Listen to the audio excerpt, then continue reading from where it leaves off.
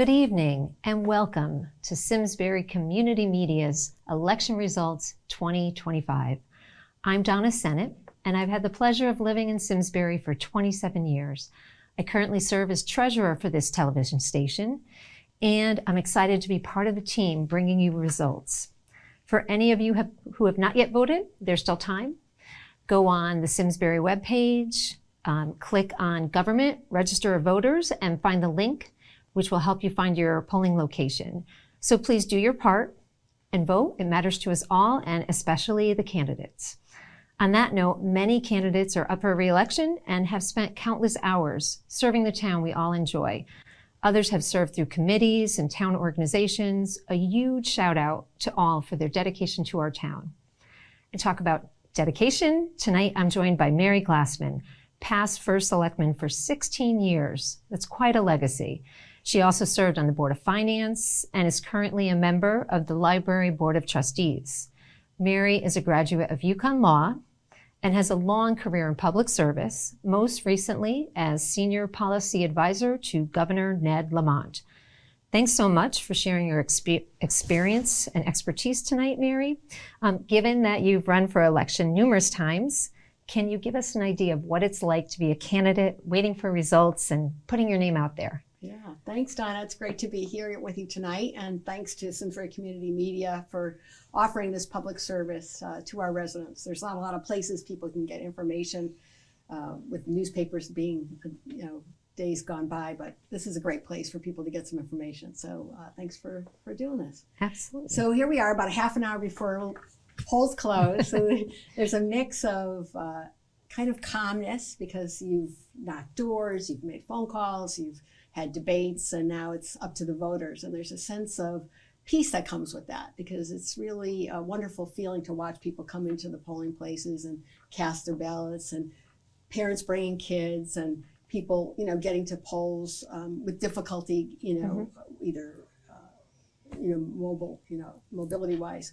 It's anxious because as the polls close, it's going to be over soon. Right. So there's a little bit of anxiety. But I think, we're lucky in Simsbury that we have so many people who volunteer and put their name on a ballot. But no matter how many times you put your name on a ballot, it's very stressful to wait to hear what the voters think. So we'll know soon enough, pretty soon. Great. Well, and we'll see that energy and feel that anxiety live because we're going to head over to the two watch parties. Great. And I think the Democrats tonight will be at Plan B, and the Republicans will be at Einhurst Pub. So we'll have some volunteers tonight who will kick it back to us and let us know what's happening. It's exciting. Absolutely. And before we do that, let's hit on the ballot. I counted 29 open offices on the ballot, a lot of potential for turnover and opportunity for change. Mary, what should the voters know when they look at a ballot of this size? Okay. Well, this year it's a little unusual because for the first selectman race, you have 3 candidates. You usually have 2 candidates, a Democrat, Republican. We have had petitioning candidates in the past. We've had people who petition on the ballot. It's actually not that difficult to petition on. You just need signatures of 1% of the voters who voted in the last election. So back in 2023, the first selectman race had about 7,000 voters. So you need about 75 signatures to get your name on the ballot. And so this year, Wendy Maxdudas is running for re-election as first selectman. Heather Getz is running, a member of the Board of Selectmen, running as a Republican candidate. And Eric Wellman, who was a former first selectman, did petition on to the ballot, and that's how he got onto the ballot. So when you go into the polling places and you vote for one candidate, that top vote getter will become first selectman. However, if the other 2 candidates who have run for first selectman get more votes than the candidates running for Board of Selectmen, they will bounce those candidates off the Board of Selectmen.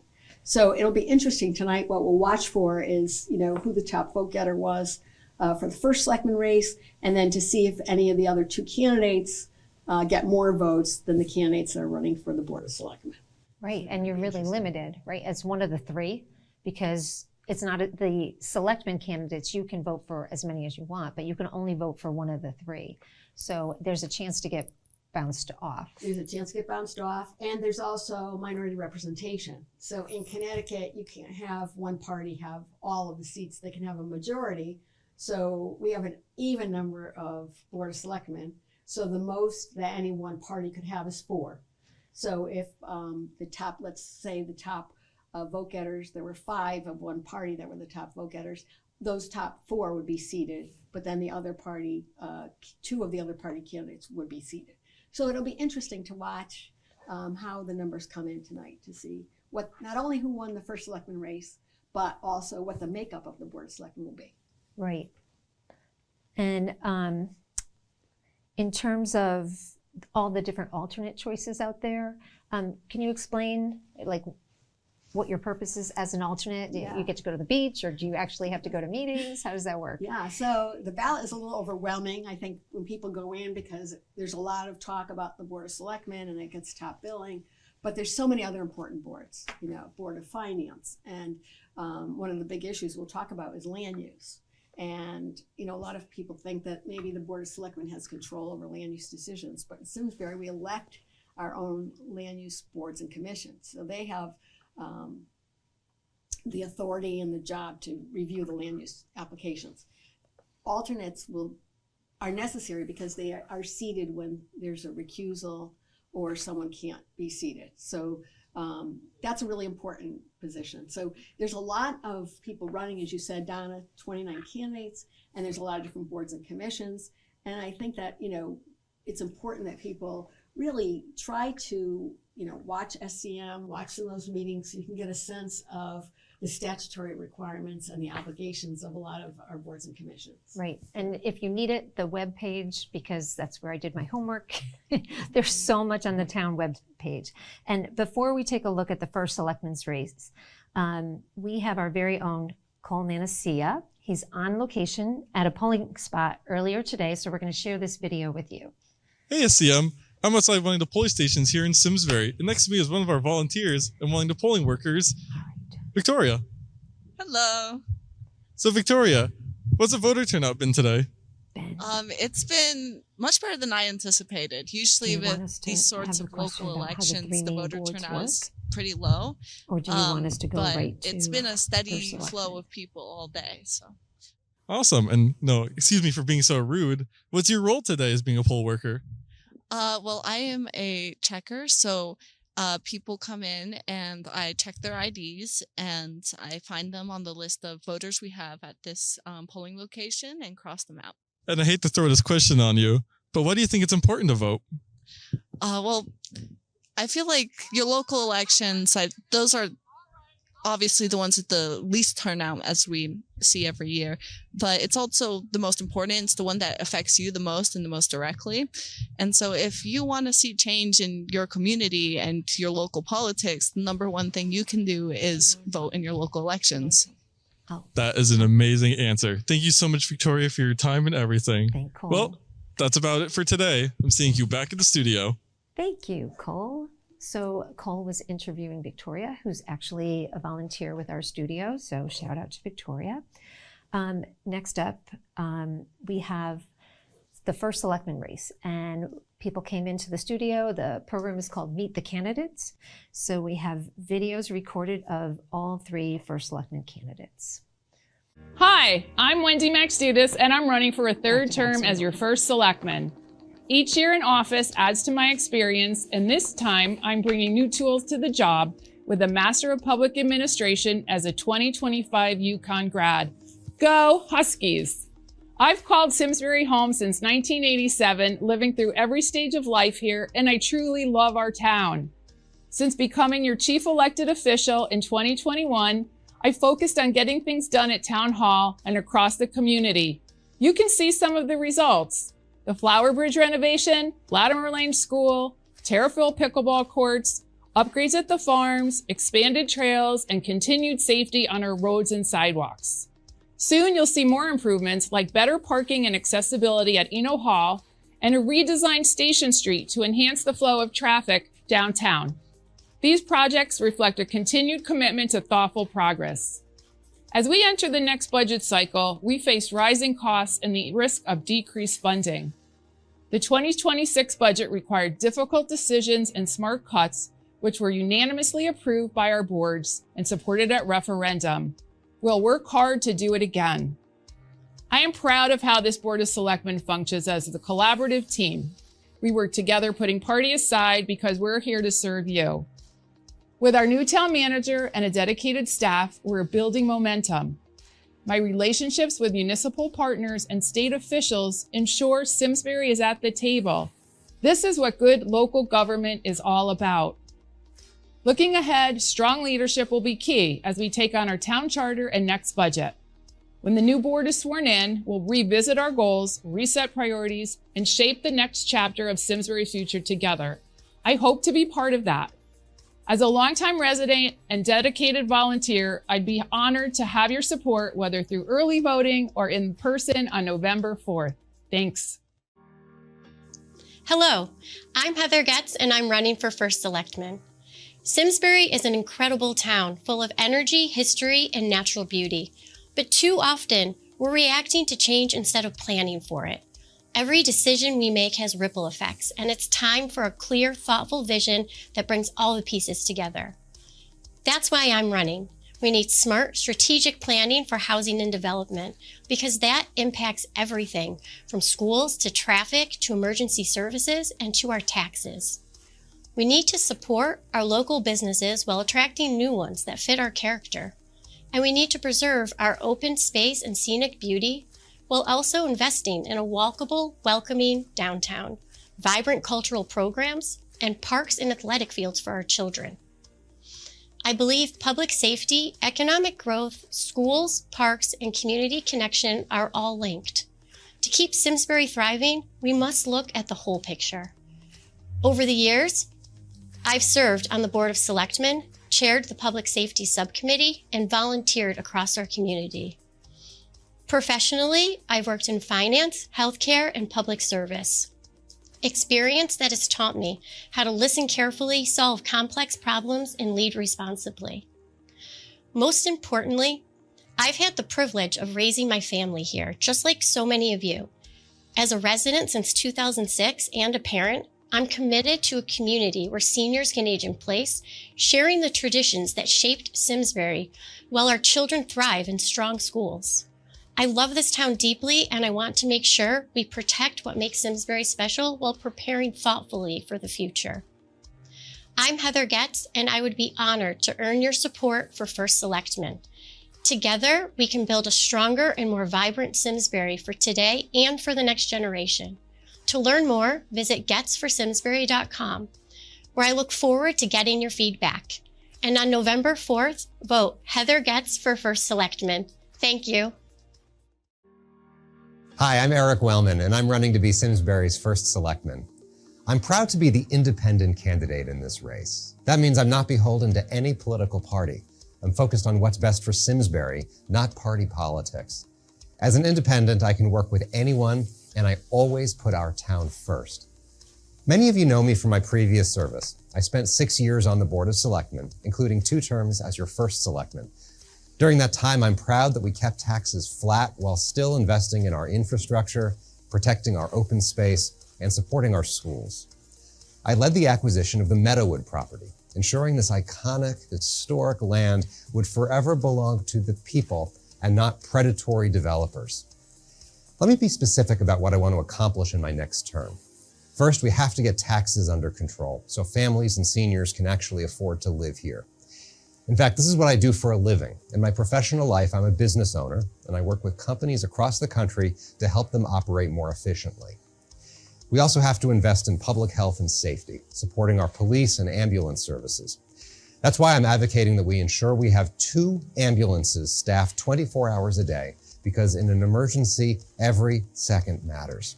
I'll also work hard to end illegal dumping in some of our parks, especially in Terriffill Park, so that it's safe and beautiful for all members of our community to enjoy. This election isn't about party lines, it's about leadership. It's about working together, listening to each other, making thoughtful decisions that reflect the values of this community. To learn more about my campaign, please visit ericforsimsbury.com, or you can call me on my personal cell phone, 860-831-3888. 3370. I'd be honored to earn your vote on November 4th. Thank you. Okay, and it's 7:51. We have 9 minutes before the polls close, and we have 3 great candidates for first selectman. Mary, any thoughts? Yeah, I think the fact that they all have experience on the Board of Selectmen. Sometimes people run. I know when I first ran for first selectman, I had never been on, run for office before, and never served on any local board or commission. So it was a big learning curve. So I think that's what struck me, is that, they've all served on the Board of Selectmen. Some served, Wendy served a couple of terms, Eric served a couple of terms as first selectman. The other thing that struck me is that the role of the first selectman has changed since, I believe, Lisa Havner was the last first selectman operating under a strong first selectman type of government. And then the Charter Revision Commission changed to include a town manager. So we now have a town manager, which means the role of first selectman has changed. And some of the things that were talked about in candidate videos, taxes, schools, those really aren't just under the purview of the Board of Selectmen. Taxes, the Board of Finance sets the mill rate, sets the budgets. Board of Education sets the Board of Education budget. So it's a lot more complicated in terms of accomplishing. There's a lot more collaboration, a lot more boards and commissions involved than just the first selectman. So the roles changed a lot. I think we should probably talk at some point about what who the town manager reports to, and the roles of the superintendent. But I think it makes it a little more complicated to maybe accomplish what some of the candidates are saying, because it's not just the Board of Selectmen and the first selectman. Right. Like Wendy mentioned a number of public works projects, and I'm sure that the Board of Selectmen had a hand in it, but as you said, it's not just the Board of Selectmen. Heather had an interesting comment about we shouldn't be in silos, and you look at how the town is set up and you wonder, how are we going to do that? There's so many different moving parts. And if you watch a Board of Selectmen meeting, you have selectmen who are representatives on other boards and bringing information back. So there's a lot of work that goes on. And our form of government, if we could streamline it or make it better, I don't know if that's possible. But interesting comment. And she said to plan and not react. I think most of us would agree, we want to know long-term where we're going to be. And Eric said, steady taxes and public health and ensuring that there are ambulances available. So all have positive things that they want to do, which I think is a great format, as opposed to picking on what, everybody did it wrong before. Right. Instead, being an advocate for change. And I think that I appreciate these 3 candidates doing that. Next up, it's all the selectmen. And so there are 6 candidates returning and 2 new, I believe. And basically voters will choose 6 for a 2-year term, so they'll be back at it. And we now have more Meet the Candidate videos available. Hi, Simsbury. I'm Diana Yaisley, and I am running for re-election for the Simsbury Board of Selectmen. I am proud of the work I have done over the past 2 years and look forward to continuing to serve our community over my next term. I am a 24-year resident of Simsbury. My husband Jonathan and I raised our 2 children here. I see firsthand the benefits of growing up in Simsbury and all that we have to offer directly in my adult children. Simsbury has so many wonderful things to offer, from our top-rated schools to our award-winning recreational facilities, our dedication to historic districts and preserving open space, rails to trails and scenic hiking opportunities, arts and entertainment, including the Simsbury Meadows Performing Arts Center, an active and engaged senior center, regionally and nationally recognized restaurants, and a growing and vibrant downtown Main Street. This is just a sampling of the many ways Simsbury is a wonderful place to live. But I know that our community also faces some challenges that we need to address. Tax increases becoming unsustainable and unlivable, responsible growth while supporting our small businesses, affordable housing that fits the charm and small town feel that makes Simsbury so attractive, ensuring our schools and neighborhoods are safe, creating a walkable and accessible downtown corridor, and ensuring that Simsbury is an inclusive community for seniors, veterans, people with disabilities, and marginalized populations. During my term, I have successfully secured 3 grants for the town to fund events and programming for seniors and people with disabilities. I was instrumental in our MOU with SIMPAC and forged a relationship and true partnership that had not previously existed. I have been effective in my numerous Board of Selectmen liaison positions, often receiving accolades for the work I have done and communicating transparently between the boards. I am also the president of the Theater Guild of Simsbury, a commissioner on the Simsbury Aging and Disability Commission, and board member for Easter Seals Capital Region and Eastern Connecticut. I fully appreciate that as a Board of Selectmen, I not only represent the town of Simsbury, but I'm elected to serve my community, my entire community. I am Diana Yeisley, and I ask for your vote on Tuesday, November 4th to re-elect me to the Board of Selectmen, a position that I proudly hold and would be honored to continue. Hi, my name is Steve Antonio, and I'm here to ask for your support as I seek an additional term to the Simsbury Board of Selectmen. I was born and raised in Simsbury and attended our great public schools as my family moved from East Weetach Street to West Simsbury and then over to Pinnacle Mountain. I married my high school sweetheart, Lisa Pagani, also a Simsbury native, and we settled and raised our family here on Holcomb Street. Simsbury has been good to me and my family. It is the heart of the community that I love. Some might ask why I want to serve another term. I know, I ask myself this question literally every day. The truth is I love this town. It's a great place and I'm proud of it. But some other reasons are, my role as Deputy First Selectman is a great source of pride for me, and we have a great team in place. Another reason is that we have unfinished business to attend to. For example, we are reviewing our town charter for the first time since switching to a town manager form of government. I'm an advocate that we consider adjusting the current 2-year term for selectmen to a 4-year term in the future. I also want to protect our town's magical charm, while acknowledging that there are many mandates coming down from a state level. Some more challenging than others, and we cannot ignore them or the potential impact they can have on our town. I'd like to see even more control in our spending. One must be surgical when making cuts to the budget. We have kept the town side of the budget's increases below inflation rates, but this is hard work. Let's face it, expenses have gone wild. We need grown-ups at the table ready to make hard choices. In closing, I ask for your vote. We've got an incredible town, and I thank you for the opportunity to continue working towards a future that holds our town values and charm above everything else. Thank you again. Hi, I'm Kevin Beal, and I'm asking for your vote on Tuesday, November 4th to the Board of Selectmen. When I ran for office 2 years ago, I wasn't sure what the outcome would be, but I knew it was important to stand up to serve this town that my family and I call home. So many of you agreed with me then that your vote earned me a seat on the Board of Selectmen. I hope that over the last 2 years, I've lived up to what you've expected of me. I was raised on the principle that public office is a public trust. It's a job that requires leadership, the ability to set aside differences, and to work together with all parties, including our own neighbors, fellow board members, and our highly competent town staff, who all together should put Simsbury first. Voters deserve leadership with experience, who can work together, build consensus, and get things done. My style in the last 2 years has been to be aggressively reasonable. I will always advocate for what I know is right and in the best interest of the town, and I'm willing to work together with my peers who might have a different viewpoint. I believe that there doesn't have to be a difference in doing good and doing well. You and all Simsbury residents expect we can build a welcoming community with excellent services and great public schools, but also remain financially sustainable. My previous public experience and my service in Simsbury has been an asset over the last 2 years. I advocated for reduced spending during the budget process, ensured important infrastructure investments, and looked out for services that make Simsbury a special place. I've advocated for efficiency projects, for cost savings, and inclusionary efforts with our local law enforcement to empower people with disabilities in our community.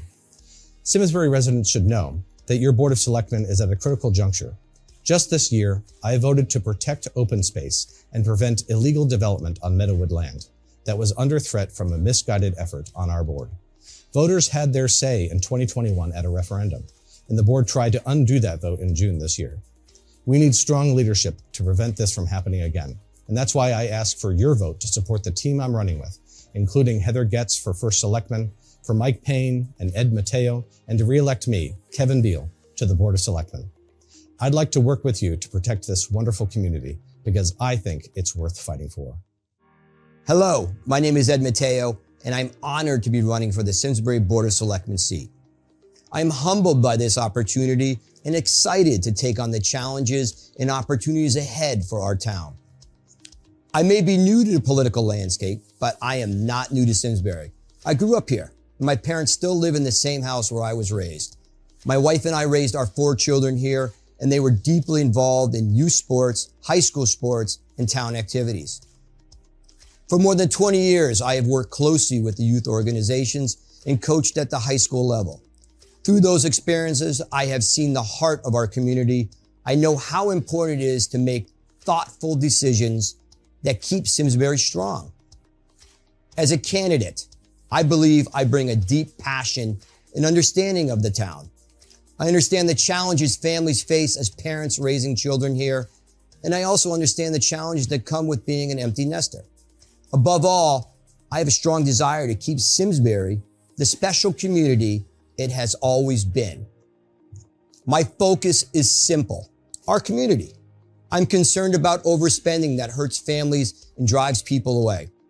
I support smart, measured growth that strengthens our community without straining our resources.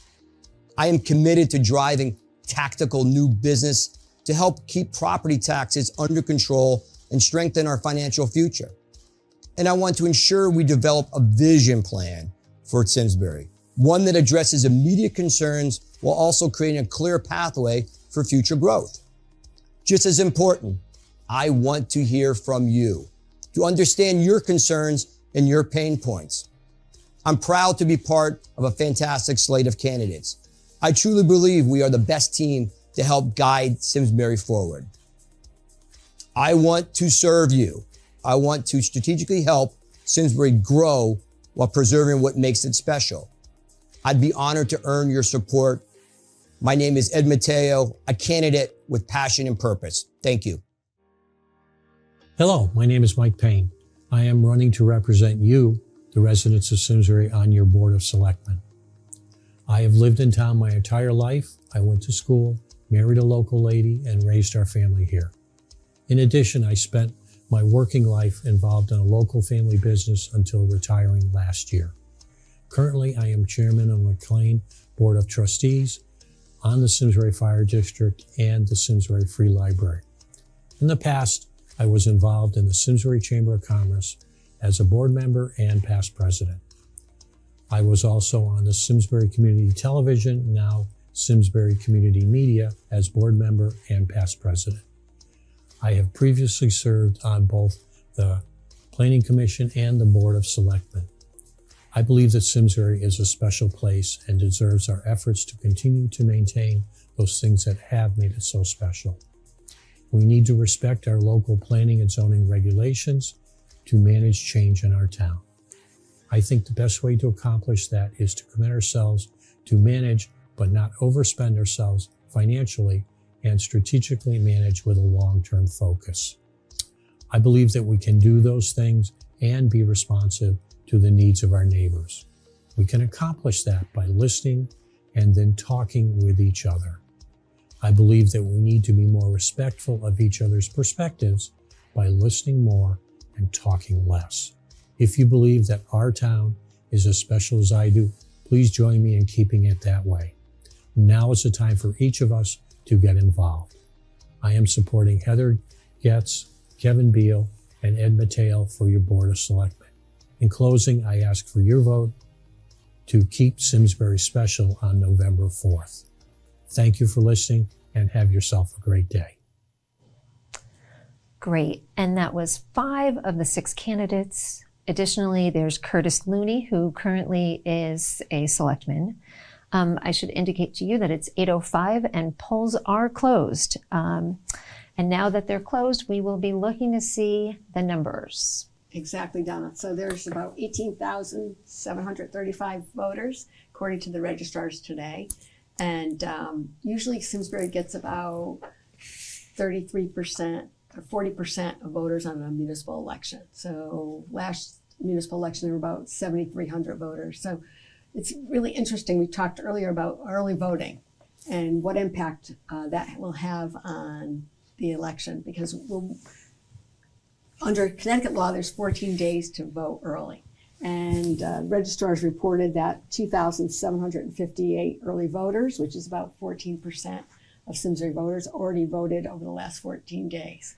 So we'll be looking to see if that bumps up the number of total voter turnout, hopefully, for a municipal election.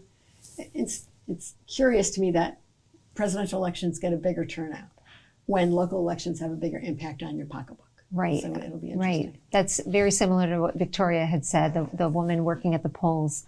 And, you know, I wonder about if having that early option, you know, is it really worth it? So this is our second year doing early voting? Yeah, under Connecticut law, we did it during the primaries. So this is actually the first election that registrars had to staff 14 days of early voting, which I think was a long period of time. And I think early reports say they costed roughly $28,000 so far for early voting. So, you know, it's great that you give people an opportunity to vote early. They can also vote by absentee ballot. So it'd be interesting to see if more people are voting because they have that option. Right, right. And then you wonder too whether or not there's a more efficient way to offer it, as opposed to a mandate that we've got to have volunteers and workers and basically use the library or whatever facilities. Okay, interesting thoughts. And ladies and gentlemen, more coverage to follow with field reporting from both the Democrats and the Republicans. Be back after this message. Thank you. Bring us together through local programming, education, and live broadcasts. I feel with all the enhancements that have been done in the last year with this studio renovation, and Patrick Phelan down at the station is just a great guy to have on our team. And he's really wants to ramp things up and get our name out to the community so folks can have their own programs, cover their own things they like. Just because I do sports, that's my bailiwick, but there's so many other things that volunteers can do. Come get the equipment. Work with Patrick. You would be amazed at how sweet it comes out. I think the path we're on now is a very exciting one. And I think the more attention and resources we put into making SEM the highest quality it could be, it'll definitely be like noticed amongst the community as something to look out for and something to pay attention to. But it's also helped me get more in touch with my community, because I gotta say, I'm not the kind of guy who engages a lot with Simsbury. Much as I hate to admit that, I probably not paid as much attention to my own town as I really should. So getting to come in here and seeing what other people are doing around town, it's just nice to see a bunch of other stuff going on. In recent years, the amount of local coverage by newspapers and broadcast affiliates has been greatly diminished. So Simsbury Community Media has an opportunity to fill the void, to keep our residents in Simsbury informed, not only through our coverage of town meetings, high school sporting events, even election coverage, and through other means of informing the community and bringing people together. The future that I envisioned for us is one where we have a permanent stakehold in the community of Simsbury, being a place where anybody who is eager to learn about media production, social media, cameras, software, IT, whatever they'd like, to come here and to be able to learn those different life skills and career skills for free. With the switch to most people going to internet services or streaming services versus cable connection, we actually do not receive any funding from that platform. We need your support. Your donation can make a difference. It will ensure that SCM remains open and keeps our community informed. Join us in preserving Simsbury's voice. Together we can ensure that SCM continues to thrive for generations to come. Visit our website to make your donation. Thank you for supporting Simsbury Community Media, where your town, your schools, and your government come together. And we are giving you Simsbury's 2025 election results. We're going to head over to our staffing over the Republicans at Iron Horse.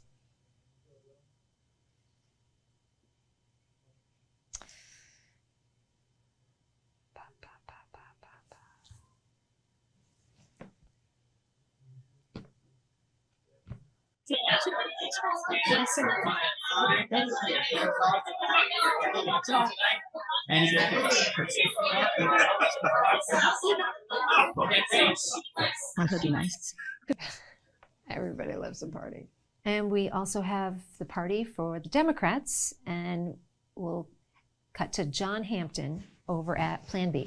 Good evening, Simsbury. This is former state representative John Hampton, live from Plan B, which is the headquarters for the Simsbury Democrats.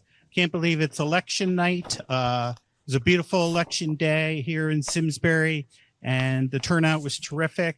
The Democratic ticket, led by Wendy Maxtudis, with Curtis Looney, Steve Antonia, and Diana Yaisley are gathered here, as well as the whole Democratic Town Committee. I think people are tired, pulled, but excited to see the results. And as you can tell, there's great excitement here and a lot of anticipation, but the numbers are starting to come in, and we'll share those with you and interview a few of our candidates. So stay tuned. It's going to be a great night. Going to Eric next. Great. And we actually also have a third person running for first selectman, Eric Wellman. Do we have the ability to get that Zoom up? Okay, we're going to do that a little bit later.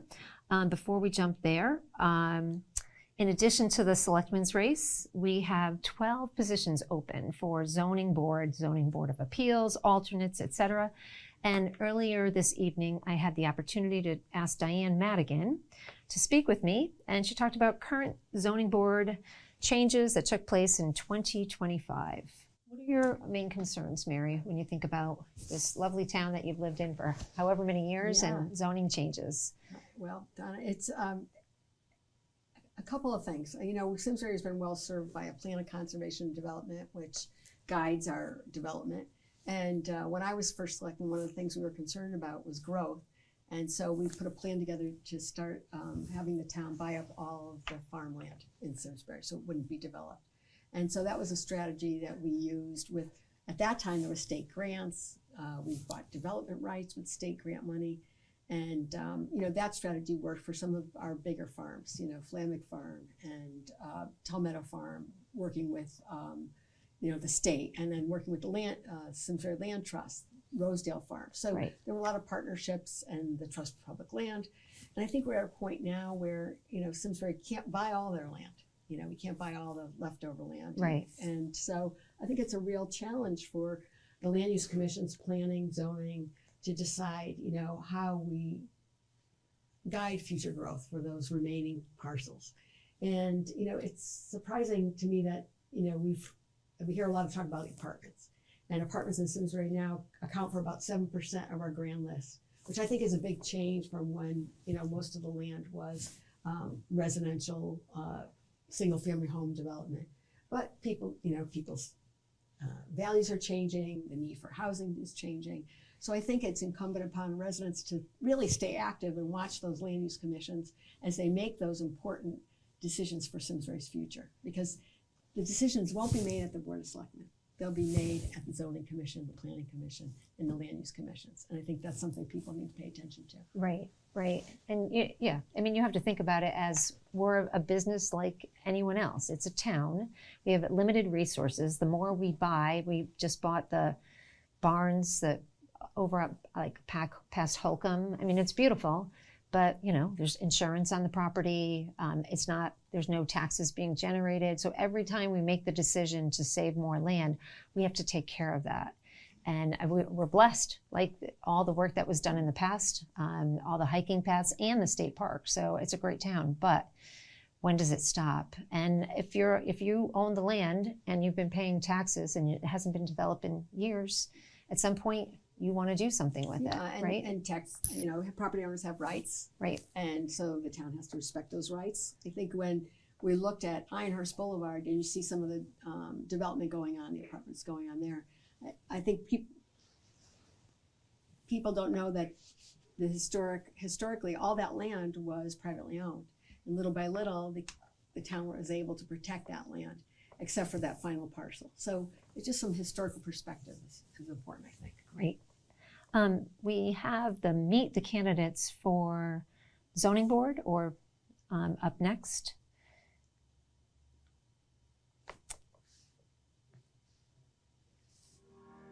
Hello, my name is Leo Collins and I'm running for election to the Simsbury Zoning Commission.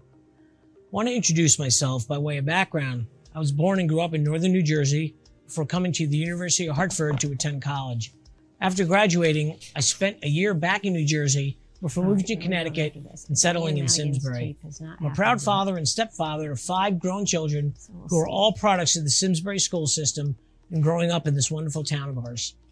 I'm retired after 39 years in human resources, mostly in insurance and financial services. While this is my first foray into an elected role with the town, I previously served for 2 years on the initial iteration of the Performing Arts Center Board as the town launched the PAC. I've also served on several parent panels for the Simsbury Board of Education. I aim to balance Simsbury's economic interests while preserving its character in planning and zoning decisions. As with all tasks, I listen first and ensure all information is considered before proceeding. I believe clarity and transparency are critical and will apply this approach to all matters before the zoning board if elected. I'm proud of our town. I look forward to the opportunity to serve on this board. Thank you. My name is Brad Mead, and I'm running for election to the zoning board. My wife Diane and I have lived in Simsbury for 40 years and raised all 3 of our children here. I have previously served on the Zoning Board of Appeals for 12 years and the Planning Board for 4 years. I was a co-founder of the Simsbury Historic District and a member of the Charter Revision Commission in 2011. I was honored as a hometown hero in 2014. I have a deep understanding of the workings of the land use boards in this town. We live in a very special community because of the excellence of the citizens who have helped shape our policy over the years. I'd like to help continue that excellence. I've been Scoutmaster for Troop 175 for 20 years, the largest scout troop in Simsbury. In that role, I've had the opportunity to work with hundreds of families in town to teach their boys leadership as they navigate the teenage years. In addition to being an Eagle Scout myself, I've presided over the awarding of 125 Eagle Awards to Simsbury Scouts. We have brought our senior scouts all over the world, from deep into the Amazon jungle, scuba diving with sharks in Honduras, and 4 expeditions to the top of Kilimanjaro. I'm also an executive board member and a trustee of the Connecticut Rivers Scout Council. I was honored in 2013 as one of the top 50 Scoutmasters in the country out of 44,000 by Boy Scouts of America National. In my professional life, I'm currently CEO of Delta Capital Group, an investment banking firm headquartered in Simsbury that restructures troubled companies, invests venture capital into early-stage businesses, and advises a variety of boards of both privately held and nonprofit organizations. I'm also a longtime hydroponic greenhouse grower, and I work closely with Levo International and the Boys and Girls Club of Greater Hartford to donate, build, and operate vegetable-producing greenhouses in the Greater Hartford area, as well in a number of developing countries. Simsbury is going through a rapid change, and we must, as a town, control this rapid development, so the very thing that caused us to live here will not be destroyed. I would like to add my perspective to that discussion, so it continues to be the best town in Connecticut. I ask you for your vote on Election Day. Thank you. Hello, my name is Leo Kane Jr., and I am running for re-election as a regular member of the Simsbury Zoning Board of Appeals. I have enjoyed serving in this capacity for the last year and found it has been a good fit for me and a chance to give back to the town and community that I love. My wife Catherine and I moved to Connecticut in 1988 after I graduated from the University of Buffalo. We moved to Simsbury in 1989 when we started our family and have lived in our current home since 1997. We enjoy all the town amenities and are grateful we were able to raise our family here. I am an avid outdoorsman and have been a long-standing member of a Simsbury hunting and fishing club. I have a bachelor's degree in civil engineering, along with an associate's degree in construction technology. I am a professional engineer licensed in the state of Connecticut. In addition, I am up to date with the training required for the position. Before retiring in 2020, I worked for the state of Connecticut Department of Transportation for almost 33 years, focusing on bridge structures. Most of my career, I held supervisory positions, which strengthened my communication, listening, and conflict resolution skills. I have experience in interpreting design plans, specifications, and codes. This has enabled me to review all ZBE applications with knowledge and an open mind to ensure reasonable compliance with zoning regulations and preserve the town's unique character. I pride myself on looking at things objectively, on a case-by-case basis, and provide fair and equitable treatment of all applicants. Most mornings you can find me walking in town. Feel free to introduce yourself. I am happy to answer any questions you may have. Please vote. It is important, and please select me so I can continue my work as a regular member of the Simsbury Zoning Board of Appeals. Thank you.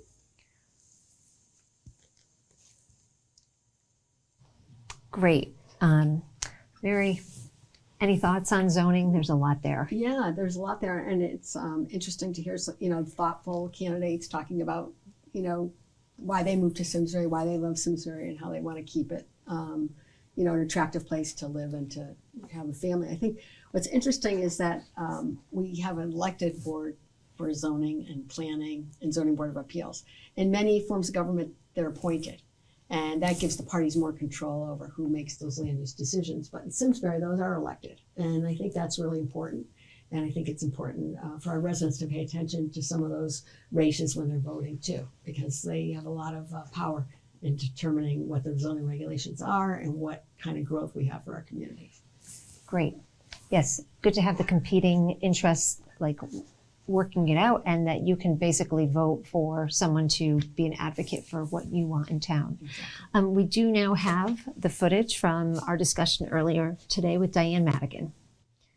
Diane Madigan, thank you for joining us here tonight. We're going to jump right in with the first question. In February of 2025, the town created the new R8 residential zone. Can you tell us what a R8 zone is and what prompted the change, and what housing does it aim to encourage? Sure. Thanks for having me here, Donna. In February, we made a number of different changes to the zoning regulations. They were a direct response to the recommendations that we got from the Plan of Conservation and Development.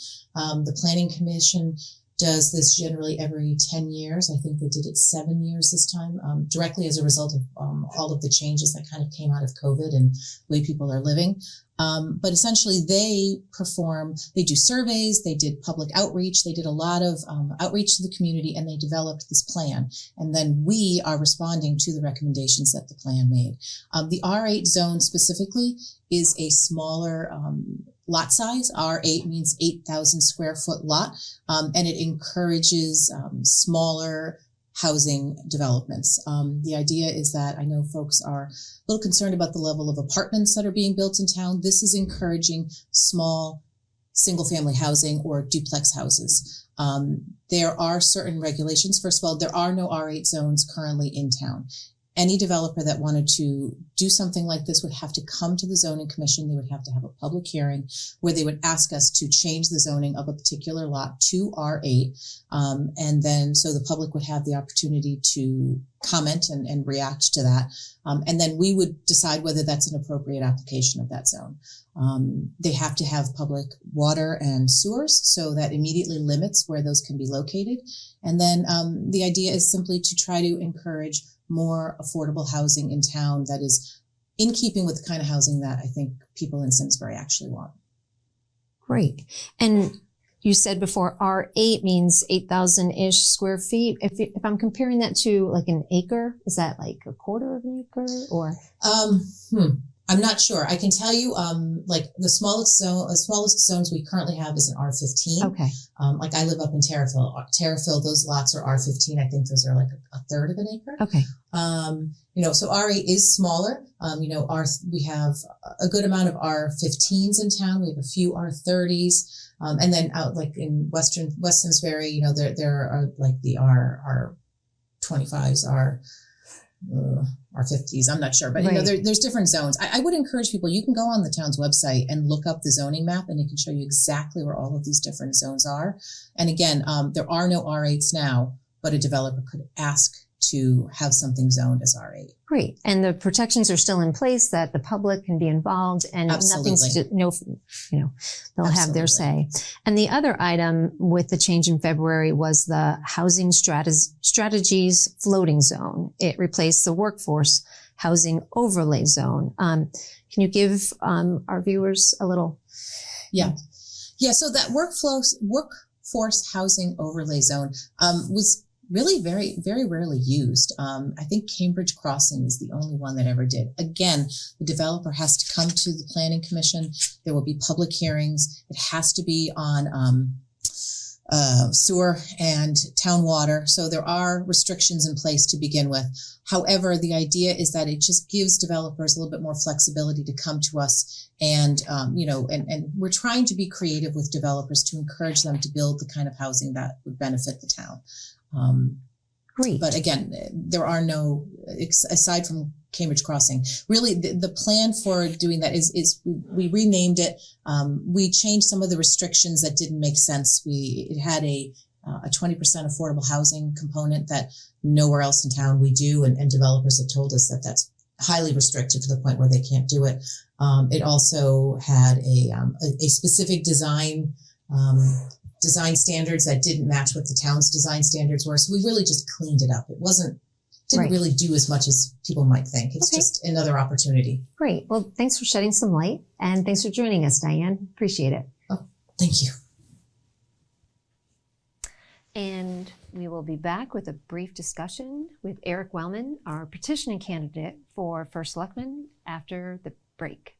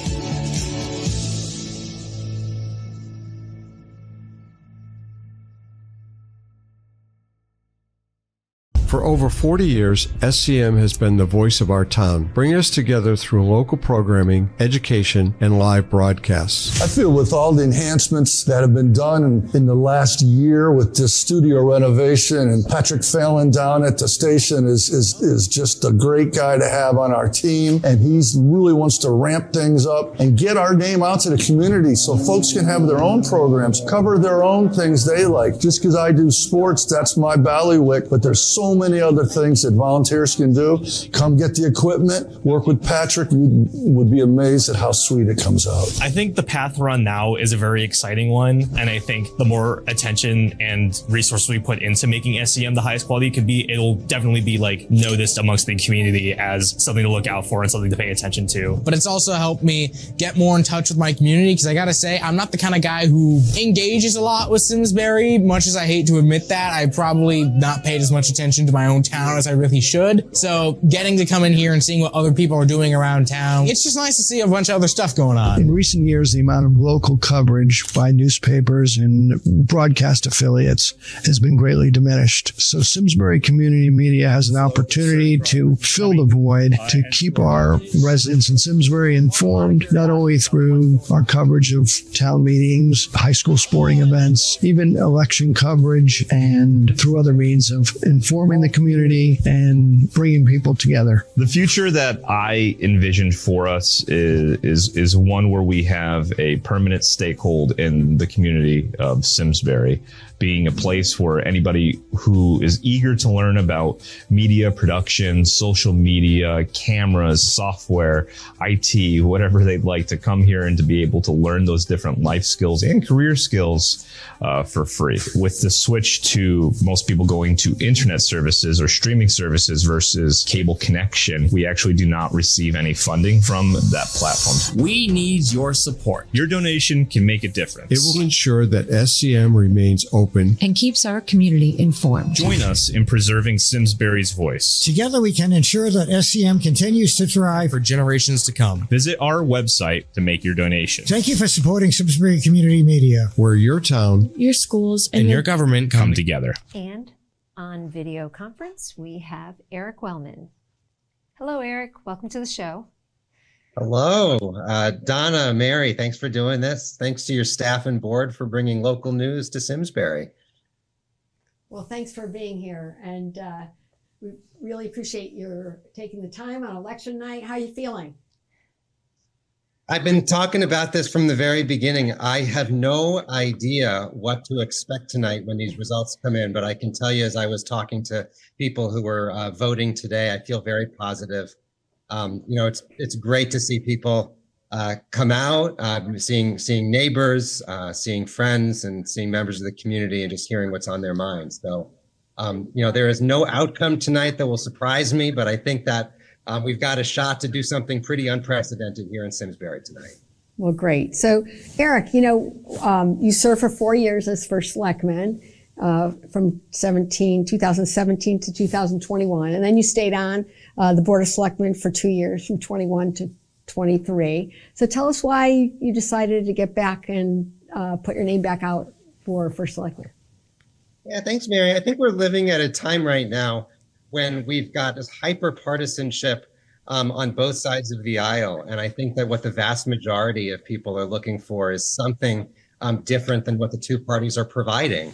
And I see an opportunity to be able to throw my hat in the ring as somebody who is known here in Simsbury, and to be able to do something a little bit different and say, hey, we can put our partisan labels aside and we can serve Simsbury.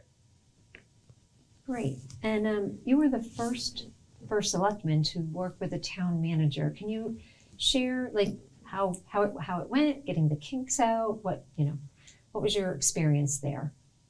Yeah, and good question, Donna, and I'll share something, Mary, that you can probably relate to. A lot of times people expected me to have the same powers and abilities that you had when you were first selectman, because we had the same title. But people really didn't understand that, look, it's a very different form of government. Today, the first selectman is the chair of the Board of Selectmen. You're the legislative leader of the town, but there's a professional who's running the day-to-day. So I think that's been a transition for our residents, but I think overall it's been the right thing to do for Simsbury. And can you hear us? In terms of biggest issues facing the town, what's your perspective there? I think the two biggest issues that I've heard clearly as I talk to our residents is, number one is the cost of living here, making sure that we're getting taxes under control, keeping any tax increases at or below the cost of the rate of inflation. And then the other is the tension between growth and preservation. I think that that's really the number one issue right now when I go to doors. People are concerned about the changes that they see happening in Simsbury. And I think that, I've said all along, I think it's a false choice. I think that we need to continue to grow and evolve as a community. But I also think that we also need to preserve what makes Simsbury Simsbury. And that means, continuing to invest in growth near our downtown business districts, but also preserving the parts of Simsbury that feel more rural with the barns, and making sure that we're preserving that sense of play. So those are a couple of issues that I would hit on. And when you were out at the polls today, did you hear any particular topics that people wanted to talk with you about?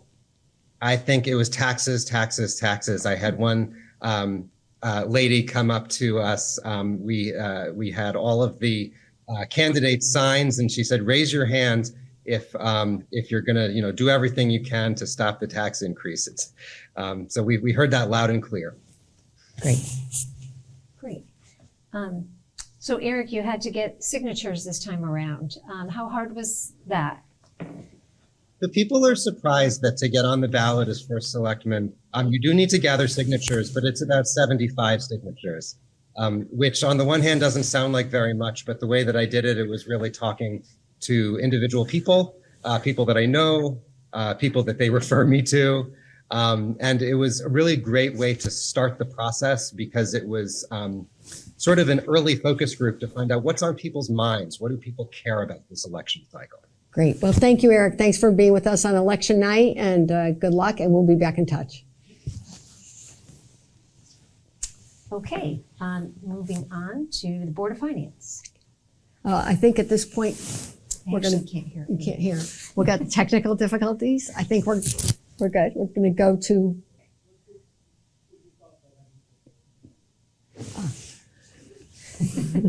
I can't hear. I couldn't hear anything you said. I know the technical go. So we're going to talk about an independent candidate. Well, that's not new to Simsbury. I think you heard Eric talk about getting a petition and being on a ballot. It's not all that difficult. People in Simsbury are very supportive of open access to the ballot. So that's good to know if people want to run for office. And if you don't get nominated by one party or the other, you can. There's another option of just going and get signatures and petitioning on. So it was interesting to hear how simple it was, really. Right. Don't you think? Right. Yeah. It's interesting because then you think about national elections, about stacked voting, and you know, it doesn't work here, right? So we lose two, you have the potential to lose two people who could give a lot to the board. I think that it is hard to run. I mean, the one thing that the party system does give folks is support to door knock. It's still hard for people who are not affiliated with a party to run for office. That's because you just don't have access to all that other built-in structure and support. So. Right. And other people, including you, in their advertisements and in their, even you saw in some of the videos, a candidate would mention all the other Democrats or all the other Republicans. Exactly. So yeah, it's a machine, and it's. I think luckily I think that in the last Board of Selectmen term, you did see the board voting in the majority of times unanimously, and I think that's gives us all hope that there is bipartisanship at the local level. And I think that you didn't hear a lot of voting against any of the big issues. They were always unanimous and consensus. Right, so they were able to work to a consensus as opposed to steamrolling Exactly. And that's what we want from our elected officials, to work together. Absolutely. So I'll check with our crew to see if we're ready to go back out in the field. All right, we'll turn it back to Democratic headquarters. I can't hear anything. No, it's wet. It's not wet. Hey folks, it's me back at Democratic headquarters. The festivities go on here at Plan B, and there's a lot of excitement and anticipation. Although the numbers so far are coming in, we're pretty optimistic. I'm here with the head of the ticket, Simsbury's first select woman, Wendy Mac-Studis. I call her Wendy Mac. She's got a great team, and I wanted to ask her how you feeling. How you feeling, Wendy? I'm feeling pretty good looking at the numbers. It looks like Looney, Yeisley, and Antonio are kicking butt. So I'm really excited about that because they deserve to be reseated. I'm still, in the lead, but I don't know what else is coming. So I'm hoping that I still remain top of the ticket with our great slate. And it looks like all the other Democrats are doing really well and winning their seats. So I'm really happy about that, to make a stand for the Democrats in our town. Wendy, how was your day? You must be tired and cold, and it's a long day. Probably up. So my daughter and her new husband came in, and my son, and we all campaigned and went around the schools. We drank a lot of Dunkin' Donuts, and we were all into it. My husband, Max, has been my campaign treasurer and really my campaign manager. He's really waiting for the results tonight, so I'm hoping they're positive for his sake. Who's the rest of your teammates? Say their names again. Okay. So Stephen Antonio is my deputy first selectman, and if I win, he's going to be my deputy first selectman again. He's fabulous to work with, and he's fun. Diana Yeisley, she is just the all-around consummate volunteer in town. And then we have Curtis Looney. He's a newcomer. Well, it'll be his second term, and we all love working together. It must be great to have such a super team around you. And again, we're cautiously optimistic that you're going to return to office. And any agenda items top of your list? Lots of agenda items. We've got the budgets coming up. We've got a charter revision. So this team will be working on that coming up. And then I'm hoping if I win again that we're going to look at all the policies the Board of Selectmen have put together and update them and create some new ones so that we're current for 2025, 2026. Thanks, Wendy. And the rest of the ticket looks like it's running strong, and we'll keep in touch from the party here. It's I don't know what you said. it's getting exciting. So thank you and good job.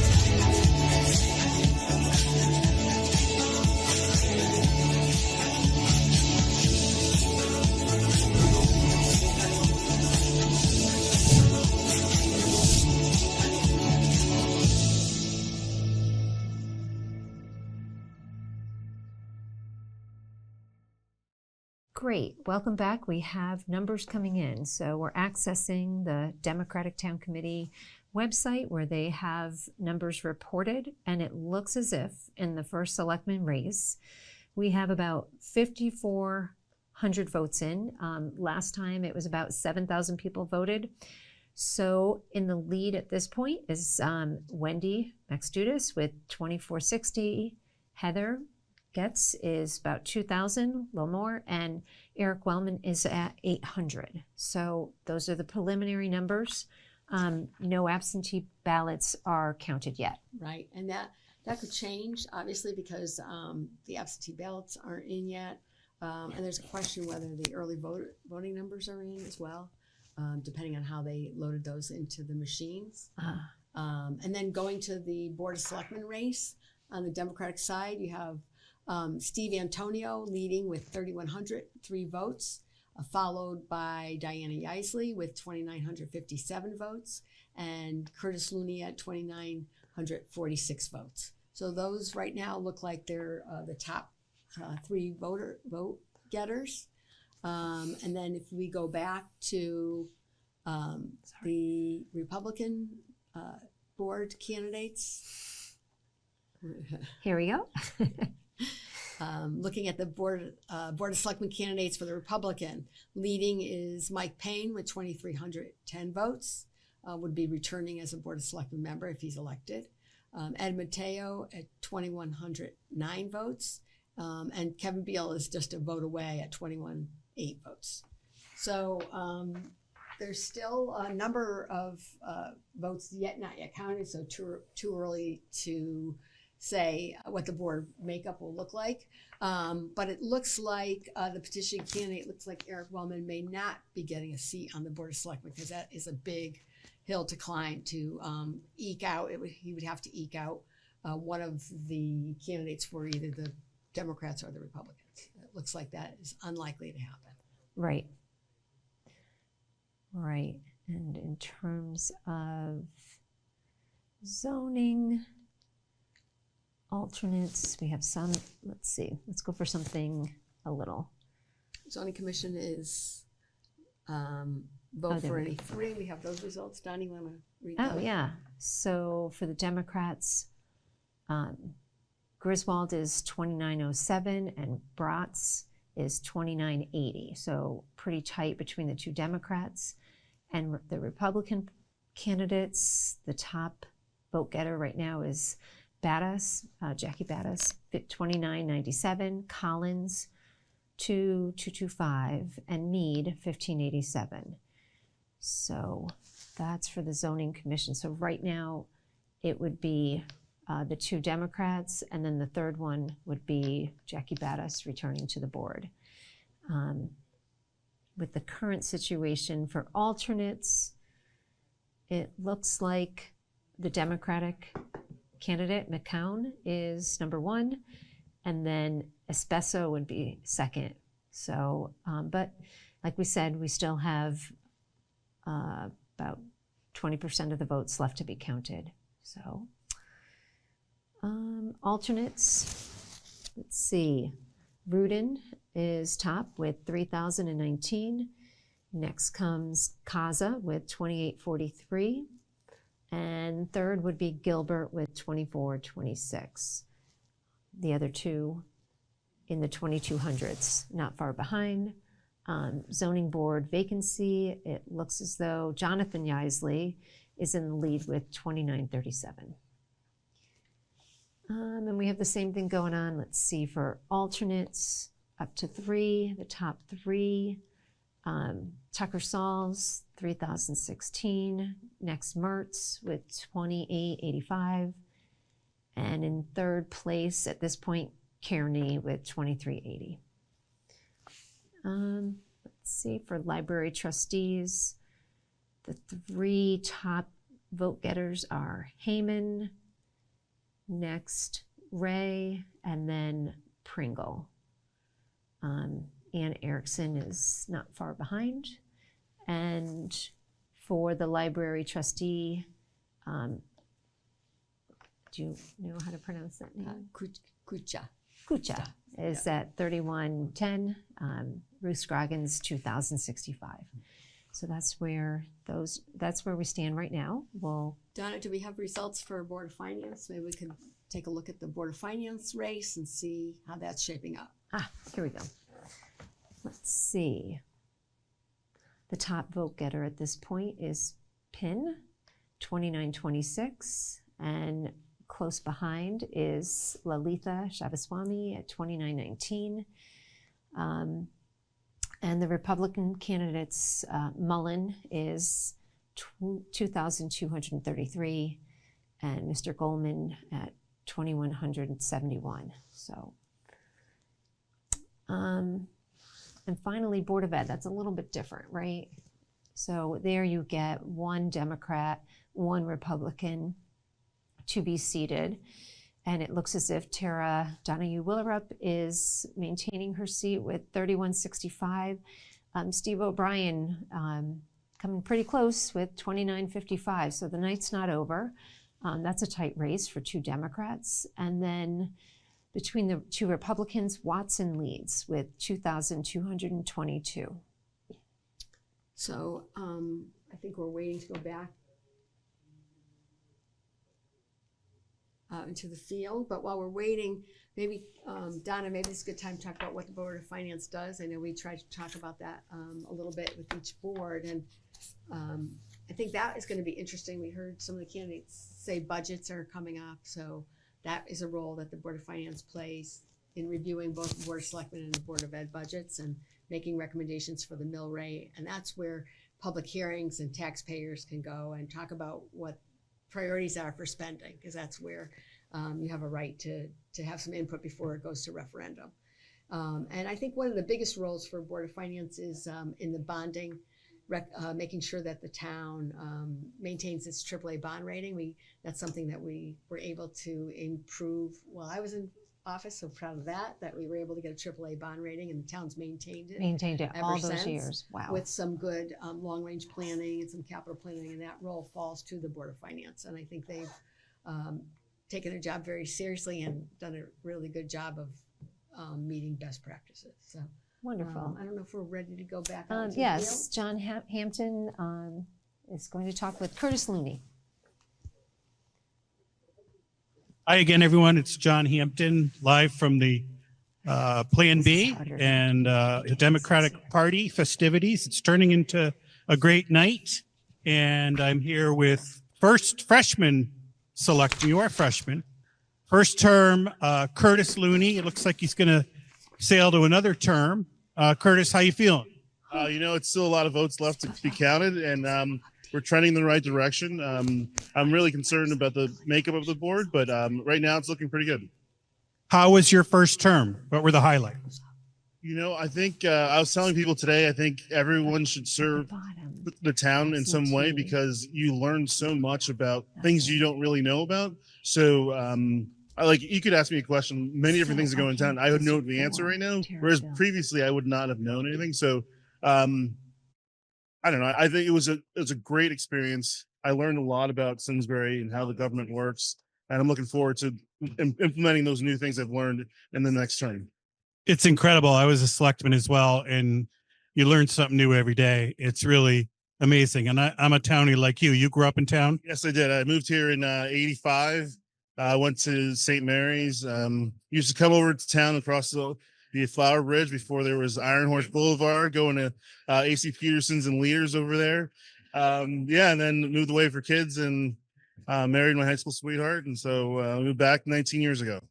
So like me, you remember all the trains coming through town, Leaders.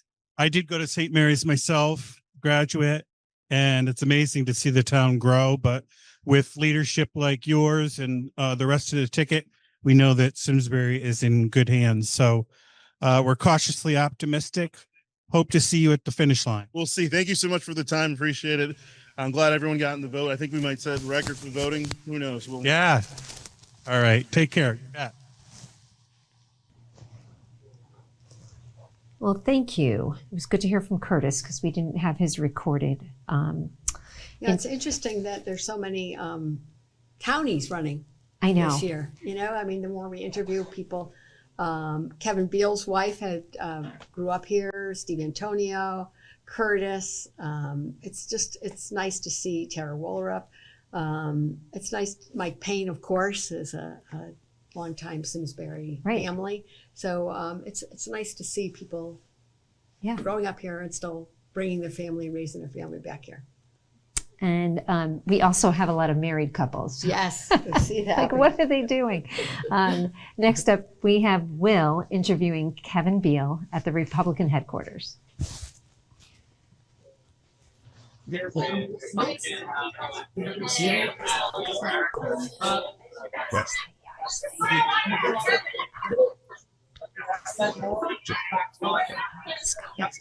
Yeah, thanks so much. I'm very busy.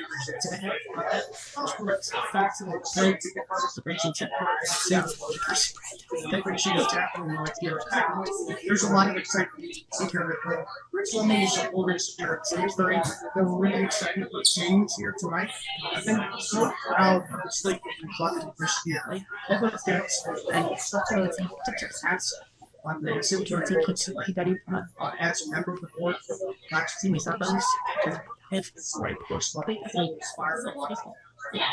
I was sure about there. It's because there was so much energy at the station early voting this year. Many folks voted absentee ballot. One is Ricky said that somebody came in and really voted it, saying that's still back. So we're going to see what the final results are. With regards to building and what is the future going to look like? How are we going to build? What is housing look like in the future? And what does our budget look like? Is we're going to continue to get organized? So it's like Peter built the life. So that's what I'm saying. Right? After the lines, the final results on the election. It's an honor for me personally to serve the town that I love. And I'm happy to continue to serve the next 2 years. But if they don't, I know the best thing for the future here now, because I need to get just petty office for the next term. So thanks so much. I really appreciate all the success to so let's see. And I will bring it back to the SDAP studio for more coverage.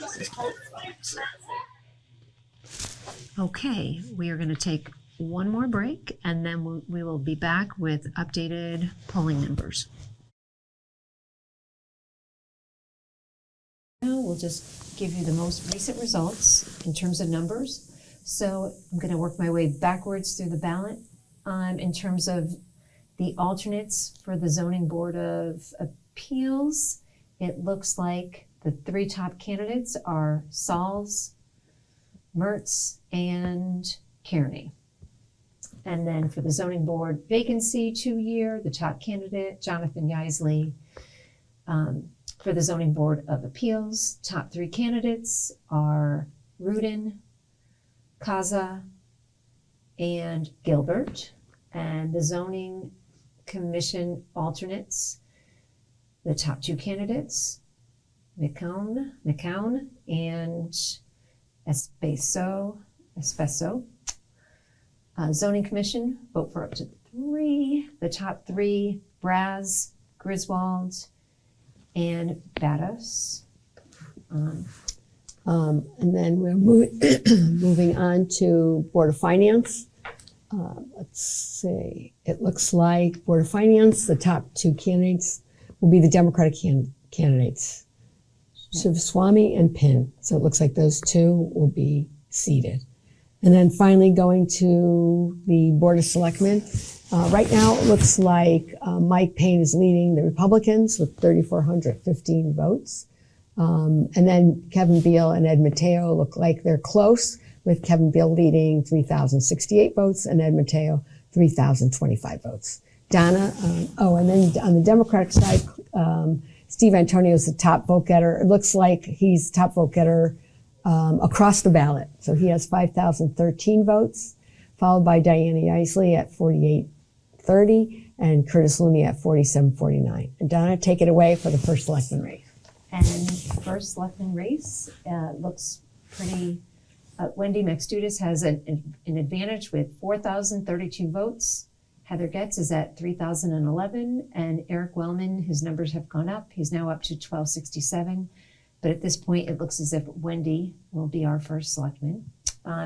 What time tomorrow, if somebody wanted to check on their phone, what do you think the numbers are? We noticed that the absentee ballots have not been entered yet or counted. So in some of the close races, if you look at Kevin Beal's race and Ed Mateo, the absentee ballots could affect that race, determining who gets a seat on the Board of Selectmen. It looks like the petition candidate, which we talked earlier, is difficult to run as a petition candidate. It looks like at this point, Eric doesn't have enough to knock off any of the other selectmen candidates. So it depends on how much time the registrars need to enter those. But I think by tomorrow morning, we should know for official numbers. About 2,500 ballots that we're thinking in terms of early voting. In terms of early voting, the question number. is, did they enter those? It looks like they may have entered the early voting numbers already. But it looks like based on these election results compared to 2 years ago, it looks like we have more voters voting in this election. That's great. And so we'll be looking at the total number of turnout, which would be good for Simsbury, and then see maybe what effect the race had on getting people out to vote. Maybe some of the top issues we talked about, taxes, apartments, growth, may have encouraged more people to get out and vote, which would be great. So, Donna, going to wrap it up. Yes, wrap it up. Well, this municipal machine that we have would not be running unless all of these individuals took the time to run for office, establish a campaign, find someone to, that you get the text from your friends asking for funds, all of that is so important so that we have this wonderful community. We are so blessed to be here. And if you value this programming and if you're interested in volunteering with us, we've got a great studio. We've got lots of opportunity, whether you want to film or create your own program or serve on the board. There's a lot of opportunity. Yeah. Do you have any last thoughts, Mary? No, Don, it's been fun sharing election night with you. Congratulations for running to all of our candidates, win or lose. You're all winners because you put your name out there. And to our crew at Simsbury Community Media, thanks so much for bringing this public service to our residents. So have a good night. Good night.